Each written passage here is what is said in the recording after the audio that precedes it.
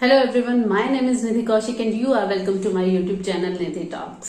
और आज फिर मैं अपने साथ एक नई कहानी लेकर आई हूँ। कहानी है ताश्री की। हाँ जी, ताश्री अजीब सा नाम लगता है थोड़ा, लेकिन उनके पिता ने उसका नाम एक स्पेसिफिक रीजन से रखा था। Please don't look into her eyes. अब बात करते हैं किताब के टाइटल और कवर की। किताब का टाइटल है ताश्री, don't look into her eyes. ये नाम पढ़ते ही एक बार तो हर किसी को क्यूरियोसिटी होती है कि ऐसा क्या था कि उसकी आंखों में नहीं देखना है, तो ये किताब पढ़ने का वैसे ही मन कर जाता है। अगर कवर देखें तो वो भी बहुत सुंदर, उस पे नीली आंखें बनी हुई हैं जो आपको भी शायद हिप्नोटाइज कर सकती हैं। अब हम बात करते हैं कहानी की। कहानी शुरू होती है नंदिनी से। नंदिनी एसीपी हैं जो कि अपने नए स्टेशन पर जस्ट ज्वाइन करती हैं और उनके टेबल के ड्रॉर में उन्हें एक डायरी मिलती है। डायरी होती है ताश्री नाम की एक लड़की की और नंदिनी उस डायरी को पढ़ना शुरू कर देती है। पहले उन्हें पता नहीं होता कि डायरी किसकी है और यहाँ पर क्यों रखी है।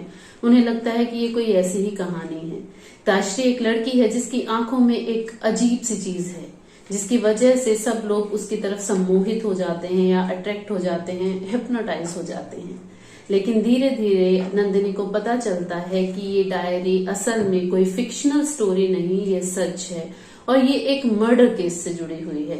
अब ताश्री का मर्डर होता है लेकिन वो केस कभी बंद नहीं होता, क्योंकि उस केस की फाइल में ये लिखा हुआ है कि ताश्री का मर्डर उसके बॉयफ्रेंड अंतस ने किया है और अंतस फरार है। लेकिन नंदिनी को पता नहीं क्यों कुछ सस्पिशियस लगता है, क्योंकि उस शहर में ज्वाइनिंग करने के बाद से ही नंदिनी के साथ अजीबोगरीब हादसे होने लग जाते हैं। तो जैसे ही नंदिनी विजय जो कि इंस्पेक्टर हैं उसी स्टेशन पर, नंदिनी उनसे बात करके पूछताछ शुरू करती है तो नंदिनी को ऐसा लगता है कि विजय भी कुछ न कुछ सच छुपा रहा है। नंदिनी इंडिविजुअली इस केस में इंडल्ज हो जाती है और थोड़ी बहुत हेल्प वो विजय की भी लेती हैं। लेकिन धीरे धीरे नंदिनी को कहीं ना कहीं ये अंदाजा हो जाता है कि ताश्री का जो है वो मर्डर अंतस ने नहीं किया, क्योंकि अंतस ताश्री से प्यार करता था। नंदिनी ताश्री के मर्डर की खोज में जैसे ही आगे बढ़ती है तो नंदिनी का किडनैप हो जाता है और उस किडनैप के बाद जो खुलासे होते हैं वो बहुत ही अजीबोगरीब होते हैं। लेकिन ताश्री और अंतस की आखिरी मुलाकात के बाद वो डायरी खत्म हो जाती है। नंदिनी को समझ में नहीं आता कि इस केस की गुत्थी को कैसे सुलझाया जाए, तो नंदिनी धीरे धीरे अपने आप बेबी स्टेप्स लेकर इस केस की खोजबीन में लग जाती है और धीरे धीरे नंदिनी के पास्ट की कुछ कड़ियां ताश्री के केस से आकर जुड़ने लगती हैं। नंदिनी उनसे काफी डिस्टर्ब भी होती है, बट वो हार नहीं मानती और एक दिन वो पहुंच जाती है ताश्री की माँ के पास, क्योंकि आखिरी पन्ना जो ताश्री की डायरी में था वो यही था कि जब ताश्री की माँ अंतस और ताश्री को एक साथ देख लेती है तो वो अंतस को थप्पड़ मारती है और अपनी बेटी से दूर होने के लिए कहती है। क्या इतनी सी बात पर अंतस ताश्री का खून कर सकता है? लेकिन नहीं, नंदिनी ताश्री की माँ को ढूंढती है, उनसे मिलती है और बहुत सारी ऐसी चीजों का पता चलता है। एक ऐसे संगठन के बारे में पता चलता है जिसका नाम है बीएसएस, जो कि तांत्रिकों का एक ग्रुप है और वो पूरे देश में अपनी शाखाएं चलाता है और वो बहुत ही खतरनाक लोग हैं। वो कुछ ऐसा करना चाहते हैं कि तंत्र शास्त्र और भी मजबूत हो जाए और वो इस पूरे देश पर अपना कब्जा कर पाएं या फिर सबको हिप्नोटाइज कर पाएं, कंट्रोल कर पाएं, कुछ ऐसा कर पाएं कि सब जगह उनका बोलबाला हो। क्योंकि तांत्रिकों को हमारे देश में लुटेरा कहा जाता है और उन्हें सम्मान की दृष्टि से नहीं देखा जाता है। लेकिन नंदिनी के सामने जब ताश्री की माँ खुलासा करती है कि ताश्री जो है वो तांत्रिकों के लिए 11वां सूत्र थी, जिसकी वजह से वो अपना एक कोई यज्ञ पूरा करना चाहते थे या अपना एक मोटिव जो है वो कंप्लीट करना चाहते थे, जिसकी वजह से हो सकता है कि उन्होंने ताश्री की हत्या कर दी हो। जहां जहां हमें कहानी में ये लगता है कि कहानी अब हमें समझ में आने लगी है या फिर बहुत प्रेडिक्टेबल हो गई है, अब ऐसा होगा, वहीं से कहानी एक अलग मोड़ ले लेती है।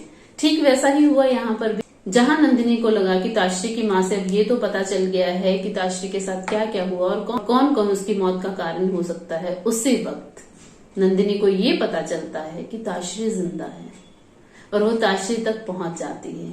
अब ताश्री की अलग कहानी है, नंदिनी की अलग कहानी है, बीएसएस जो कि संगठन है उनकी अलग कहानी है और ताश्री की माँ अलग कहानी सुनाती है।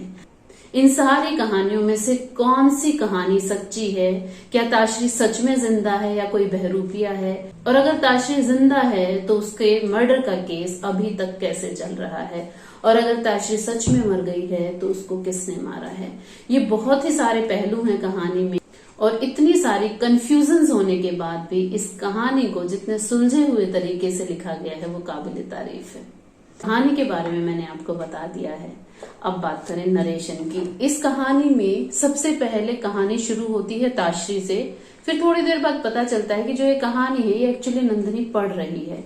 फिर 2 पैरेलल कहानियां चलती हैं, ताशरी एंड नंदिनी की। इतना सब कुछ होते हुए भी इस बुक की नरेशन बहुत खूबसूरत तरीके से लिखी गई है। आपको कहीं भी समझने में कंफ्यूजन नहीं होगा कि कहानी क्या हो गया, एकदम से यहाँ कैसे पहुंच गई। कहानी फ्लिप होती रहती है, ताशरी टू नंदिनी, नंदिनी टू ताशरी, लेकिन कहीं भी रीडर को पढ़ने में कोई प्रॉब्लम नहीं आती।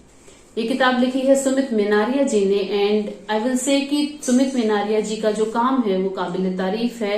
एंड मैं चाहूंगी कि मैं उनकी अगली किताबें जितनी भी आए वो पढूं, क्योंकि इतनी खूबसूरत तरीके से किसी भी कहानी को बताना बहुत एक मुश्किल काम होता है। क्योंकि जहां पर एक सिंपल सी स्ट्रेट लव स्टोरी चल रही हो, या किसी की आप बीती चल रही हो, या किसी की आत्मकथा चल रही हो, वहां पे कहानी को समझना या लिखना या नरेट करना कुछ भी मुश्किल नहीं होता। बट जहां पर 2-3 कहानियां एक साथ चल रही हैं, एक बार प्रेजेंट में आप आ रहे हैं, एक बार फ्यूचर में आप जा रहे हैं, एक बार पास्ट में आप जा रहे हैं, वहां पर भी इतने खूबसूरत और सुलझे हुए तरीके से लिखना, heads off to Sumit Menaria. अब बात करते हैं पब्लिकेशन की। एकत्र पब्लिकेशन ने इस किताब को पब्लिश किया है। एकत्र पब्लिकेशन एक नया पब्लिकेशन है जो कि प्रतिलिपि ऐप पर लिखी हुई कहानियों से उपन्यास बनाता है। प्रतिलिपि ऐप एक बहुत बड़ी ऐप है जिस पर आप कहानियां फ्री में पढ़ भी सकते हैं, लिख भी सकते हैं, और उन्हीं कहानियों को एज अ नॉवल या फिर शॉर्ट स्टोरीज को उठाकर एक बुक बनाना एकत्र पब्लिकेशन बहुत बखूबी तरीके से कर रहे हैं। किताब में 259 पेजेस हैं और इसको पढ़ने में आपको 6 to 7 आवर्स लग सकते हैं। तो आप 1 दिन में खत्म करते हैं, 2 दिन में खत्म करते हैं, that is up to you. And I thoroughly enjoyed reading this book, so I highly recommend this book to everyone. अगर आपको कुछ नया पढ़ने का, कुछ दिलचस्प पढ़ने का मन है जिसमें तंत्र हो, शास्त्र हो और महाभारत और रामायण की पौराणिक कथाओं के बारे में कुछ तथ्य हो, या फिर मैं यूं कहूं कि जहां पर थोड़ा सा मनोविज्ञान भी हो और मेडिटेशन भी हो, तो इस तरह का एक मिश्रण तैयार करके भी इतनी खूबसूरत स्टोरी अगर आपको पढ़नी है तो आप प्लीज ताशरी को अभी ऑर्डर कीजिए। और ऑर्डर करने के लिए मैंने Amazon का लिंक जो है वो डिस्क्रिप्शन में मेंशन कर दिया है। So go and grab your copies now, and thank you everyone for watching the video and keep subscribing Nidhi talks. अगर आपकी भी कोई ऐसी बुक है जिसको आप हमसे रिव्यू कराना चाहते हैं, there is my Instagram handle and Twitter handle in the description also. You can contact me there or you can email me at the address given in the description of this video. Thank you so much.